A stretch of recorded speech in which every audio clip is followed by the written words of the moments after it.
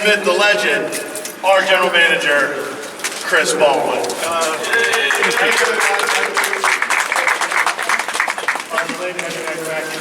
I'm glad you guys are all back in today.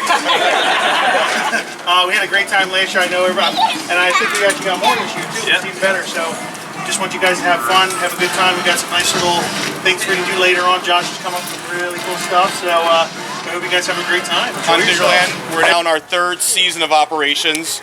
We opened in the end of June of 2014, which was it was really incredible because I started with the company in April and they just got done clearing the lot here. So to build a whole amusement park and have it open to the public in a matter of months, something I just didn't think was possible. I've seen flat rides that have taken longer to construct and set up as opposed to a whole amusement park. You know, short of roller coasters that take years too. It's just, when the owners told me their projected opening date, I couldn't believe it. But they had a vision and they were on it. So for anyone that's been here last year or the previous year, probably noticed quite a few changes. So at this point, when you guys were here last year, we had the one ride, the Turnpike Tractors out there, and we were working on our new ride, the Argos.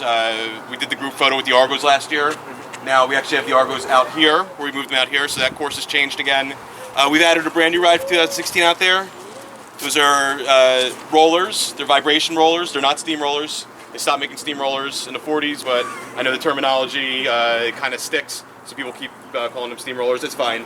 But it's a really cool ride where you get to operate them.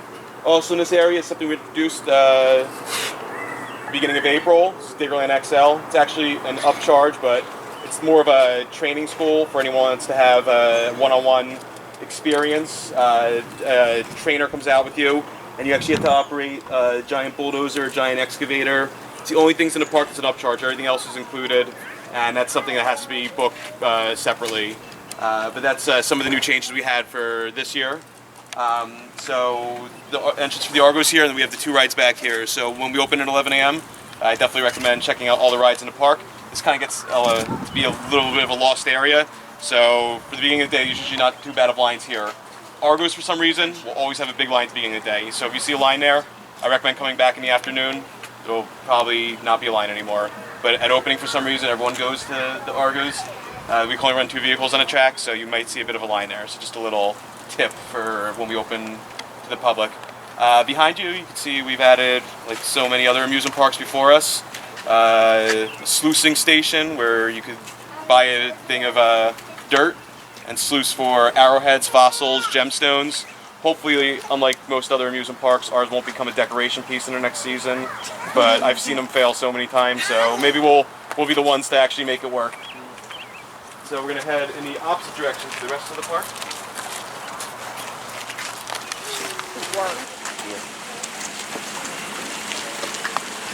It's bigger than one look over the second part right there. So you would have you're turning the decoration. No! I'm going to say, go ahead. You hold that side, I hold this side. Ready? Is that a game? Ooh, let's go drive the truck around the park for me. Love that. Wait. Isn't that Roller Coaster Tycoon? You got to check it out. Yeah, oh, wait,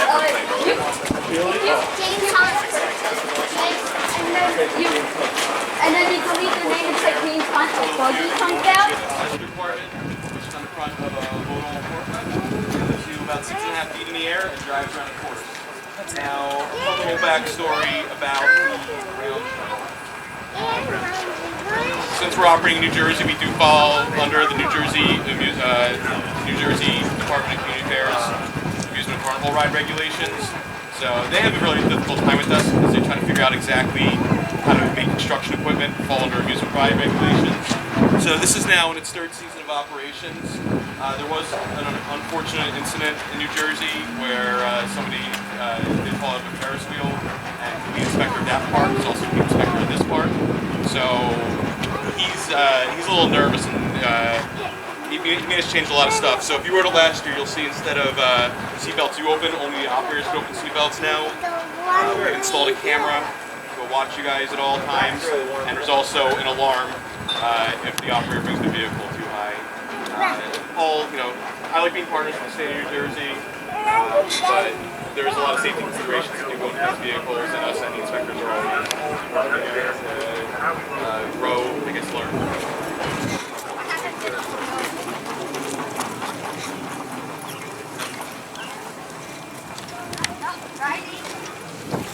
That works.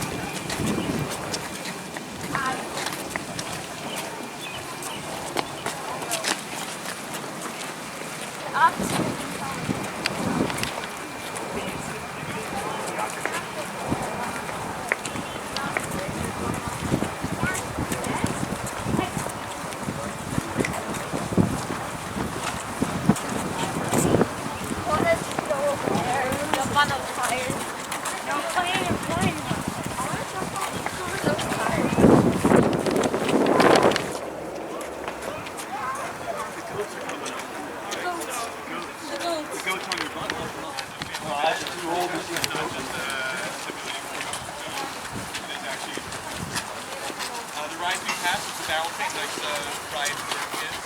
It's going through many changes. He's run through the park, that kind of park. Now it's going to the old Diggerland Road. We changed our work back scores to make it easier to drive. You get to go around twice. There's no more We also have our mini Land Rovers back here. You might need another guy to help you pick it up. Who's that? So we went there, the giant one in the back, me, Bulldozer Blackwell, and Chris. We had to have Sawzall, the thing was concrete into the ground. We ended up using a winch to get it on a trailer. It was a whole thing. It took us forever to unload it. I measured it because I'm used to trucks and trailers and everything. It was 6 inches over the road limits and everything, tall. I didn't tell Chris. Josh didn't tell me because he's he knew I driving, was already so all I'm like, stressed out. Some things he's better off not knowing.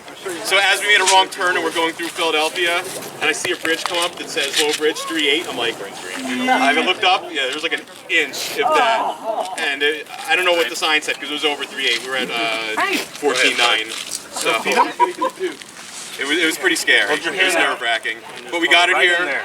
It's been reconstructed. Hold it out. So yeah, this is diesel. He says, I know where there's a whole bucket. What's this? We'll keep trying.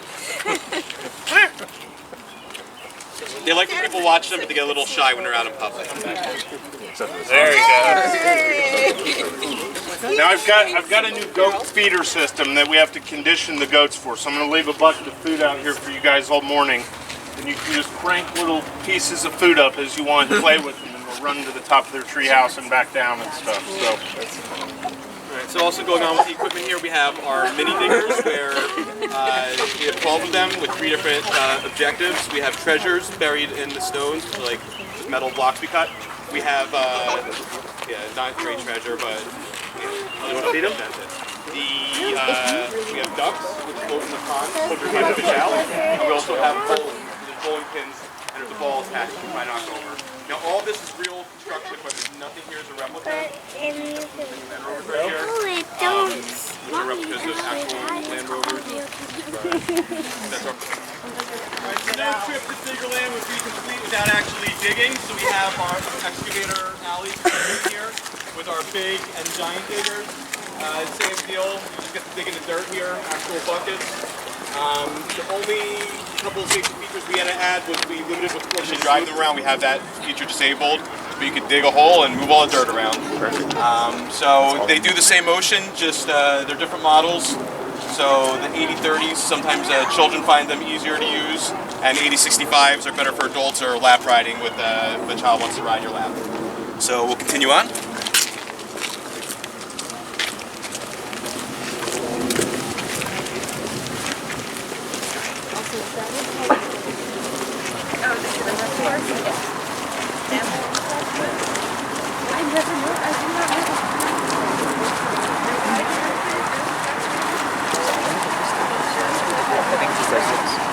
Special. So you can do that.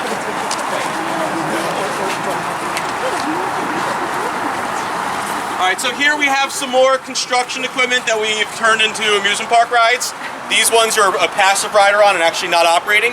We have our sky shuttle. It's like the ground shuttle, only it doesn't drive around. Instead of being lifted 6 to 8 feet in the air, you get lifted approximately 50 feet into the air. Brings you back and then brings you up as high as it expands with its 3 stages of the boom. Behind us we have the Spin Dizzy, which is a JCB JS 220 excavator. Instead of a bucket at the end, we put another passenger vehicle where you get to sit in the seat, pull your lap bar down. Operator brings you up, spins you around a bunch of times in both directions, and brings you back down. Over there's Diggerland. It's like our version of a merry-go-round. So it's an actual 8065 excavator, just like the giant diggers, but we've built a carousel around it. And we've unhooked the hydraulics from the bucket and actually hooked them into each arm on the sweeps there. So as it operates, you actually get to be swung out a little bit too. It's not intense though, it's still great for children. And as soon as we finish up, Laura and Amanda here are very eager to start running the Spin Dizzy and Sky Shuttle for you guys. So we have one more stop and then we'll get going with the ER.